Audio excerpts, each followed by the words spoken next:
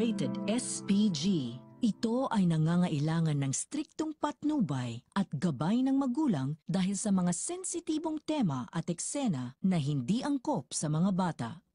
Pagdating ni Tanggol sa Quiapo ay agad siyang binalaan ng kanyang mga kaibigan na naroon na. Baka makita siya ng kanyang tatay Rigor, lalo pat balibalita na may nakaengkwentro si Mang Rigor na Tanggol din ang pangalan.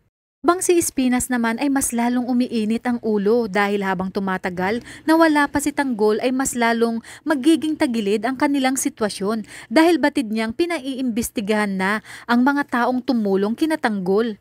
Malilinis lang ang kanyang pangalan kapag nakabalik na sina Tanggol at Bubbles.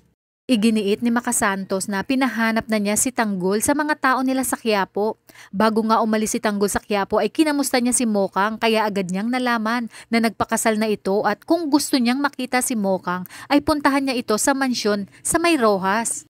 Bali-balita umanong pinagmamalupitan ito ng kanyang napangasawa matapos mapalaya sina Marsing at Nita sa mansyon na siya nga ring ipinagkalat ni Roda. Malaman nga ito ni Tanggol ay agad niyang pinakaripas ang kanilang motor kasama si Bubbles at sa kanilang pagdating ay binalaan siya ni Bubbles na huwag nang ituloy dahil baka may makakita sa kanya at lalo lang silang mayayari kay Chief Espinas. Tupat panigurado umanong nagsisimula na itong ipahanap sila ngunit walang pinakikinggan si Tanggol pagdating kay Mokang dahil gagawin niya ang lahat upang masiguradong ligtas ito. O nga ay mag-isa siyang papasok sa mansyon habang si Bubbles ay lookout sa labas.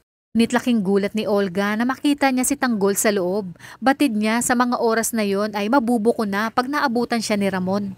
Gulat rin ni Tanggol na makita niya si Olga na nagpakilala sa kanyang aling Beng. Agad na pinaalis ni Olga si Tanggol dahil baka patayin umano siya ng napangasawa ni Mokang. Ngunit nagmatigas si Tanggol at sinabi na itatakas niya si Mokang dahil alam niyang ikinukulong ito ng kanyang napangasawa at dahil hindi na alam ni Olga ang kanyang gagawin ay magagawa niya ng tulungan si Tanggol na maitakas na si Mokang. Na hindi na ito maabutan ni Ramon na kasalukuyang nasa opisina at nakikipag-inuman kay Severino. Dali-daling aakyatin ni Olga si Mokang kasama si Tanggol at dito sa likod ng mansyon sila dumaan para hindi makita ni Ramon. Sinabi ni Olga kay Mokang na siguraduhin huwag malaman ni Ramon na tinulungan niya ito para makatakas dahil siya umano ang mananagot.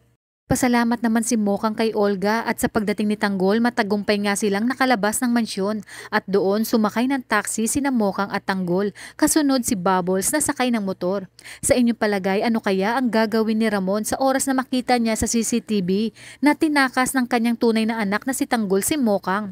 Dito na ba tuluyang makukumpirma ni Ramon ang panlulokong ginagawa sa kanya ni Olga at David?